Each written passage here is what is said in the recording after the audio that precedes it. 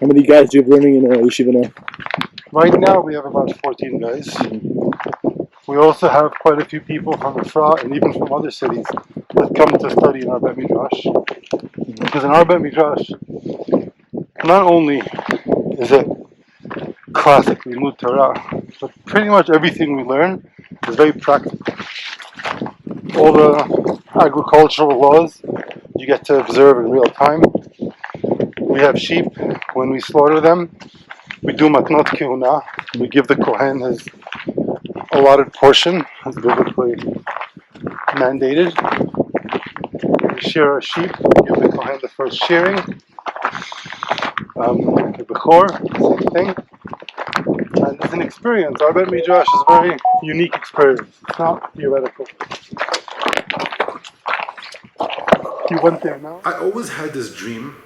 This was always a threat I would make to my children. I would always tell my children, if I see them on their iPad one more time or on their phones, instead of doing homework or going to the gym or whatever their responsibilities were, we're going to move to a sheep farm with no internet. And this was a threat that I made many, many times and was considered a joke. In fact, it was a threat that my dad made to me as a kid, that we're going to move to a farm, and he didn't care. So maybe it's a family dream that's been percolating for a long time. During Corona, at the worst point of Corona, they have maybe the tipping point that turned this fanciful and ideological dream into a reality. I think it was Corona that did it, because if you remember, kids weren't in school, they were at home all day on their things or iPads and phones, and I couldn't go to work. I was working from home anyway, and Miluimnikim were telling me to go back into my house because I used up the amount of times they can go to the Makolet that week. This is the thing that happened in this country. I don't know if you remember. Moving here meant that's it, that you don't have to deal with that anymore. So that was the impetus that got it started. And by the time I moved here, Corona petered out. But I was already really happy, and I don't want to. The Arabs of Artas, when I came here originally, they used to have grazing claims. They used to graze here. But we kicked them out, made it clear that they can't be here, and they've never come back. You know? So, but there are other Arabs from this village here, Abu Jem. They also have a conflict with us over different plots of land that belong to the Eitam. And it's a challenge, because they challenge us legally, politically, sometimes physically, violence. We hold our own, and we're maintaining our watch.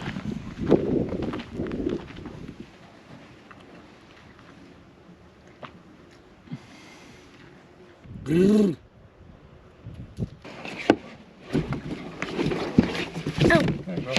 He's good now. No, he smells really bad. What you see here are the Arab villages that border with the Eitam. The EU invests untold fortunes in helping these guys map out the area and build just close enough to us to not be evicted, but far enough to not be evicted and close enough to encroach on our property.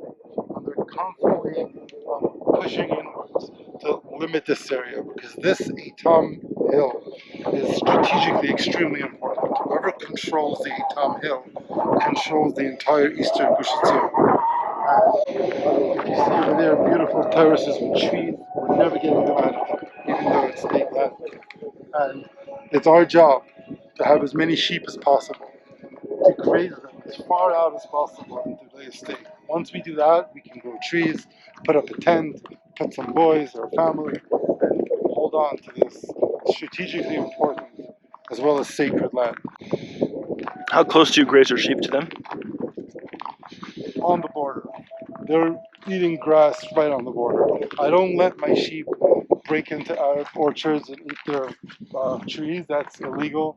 That's not okay by Jewish law, and we're not okay with that ethically. But on the border, that's where they graze. And of course, we make sure that the Arabs don't graze in our land, because that's the beginning of a hostile takeover. It's starts off, yeah, we're just taking some grass, it's okay. But eventually you meet them in court, and the Supreme Court will hand them the land as if they've been there for 1,000 years because they just started grazing and encroaching.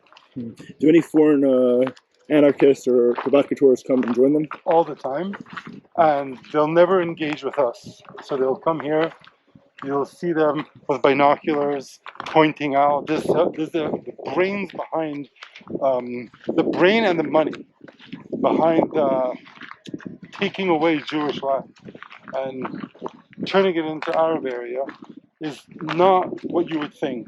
It's not Hamas, it's not Islamic Jihad. It's a little bit the PLO or Ashraf or the PA, but it's mostly Europeans. And they're the ones that are trying to prevent us from exercising our God-given rights. Look it up. You see the cave? That cave, I've been there several times. By now, the Arabs have taken over. We can't take it back. But there's several rooms in the cave. Families of this area used to use that cave because Herod would come inspect the aqueducts. And if he saw that the aqueducts were malfunctioning or someone stole some water, or he thought someone may have stolen some water for their own use, he would kill everyone in that family. So when they saw his carriages come down towards the Herodian, which is that way, you don't see it from here, but it's not that far, they would immediately go into those caves into hiding. And the Eitam is full of caves like that. And you find shards and cooking utensils and who knows what other antiquities have already been taken by our neighbors that connect us to this ancient, complex land. The first place the Eitam is mentioned in the Torah is with Samson. Samson married a woman from, I think it was from Gaza, which was a Philistine woman. And he used an argument with her family as an excuse to start a little revolt. And when it got a little hot for him, he ran away. And the book of Shoftim says he ran to Selah HaEtam, the rock of the Eitam. Of course, this is all wrong. We also know that Eitam is between Tekoa and Bethlehem, which is right where we are. Anyway, the Philistines came to the nearest Jewish city, which is Bethlehem. Remember, that's a Jewish city. And the inhabitants of Bethlehem were given a choice. Either give up Samson or be considered rebels. They came to Samson and they told him, it's really nice of you to start this revolt and to fight the Philistines, but why should we pay the price? To which Samson said, tie me in rope and deliver me to the Philistines and we'll be fine. When he was delivered, he tore the rope with his hand, picked up a jawbone, a donkey, and went to war, defeating the whole garrison. And till today, while you graze this land, there's donkey jawbones from time to time in the hill, which is quite remarkable because it invokes that ancient, almost mythological story.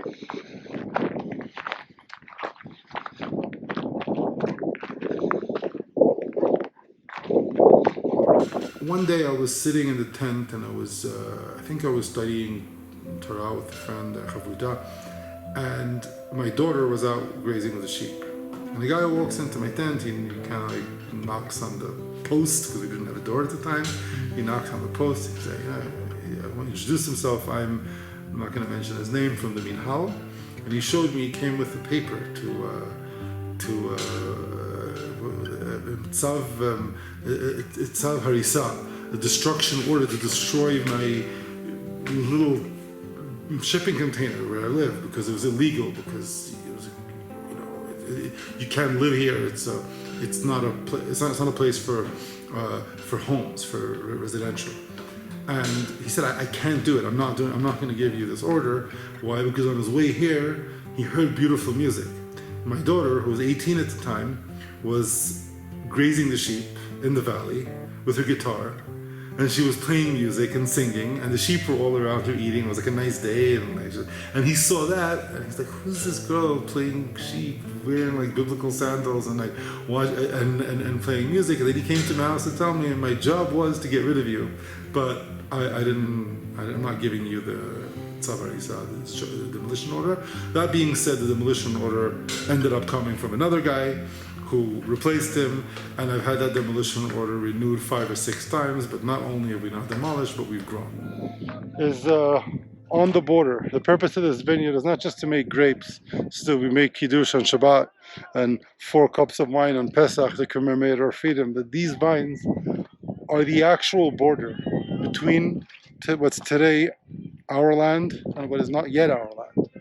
And digging here, not only is it, if you notice, this very rocky area, you have to work really hard and dig through stone, but also you need to dig through the hearts and minds of the government that doesn't always support our efforts in preserving this area. So hopefully the results of this vineyard are going to be tenfold what we put in, and will bring much nachat and much expansion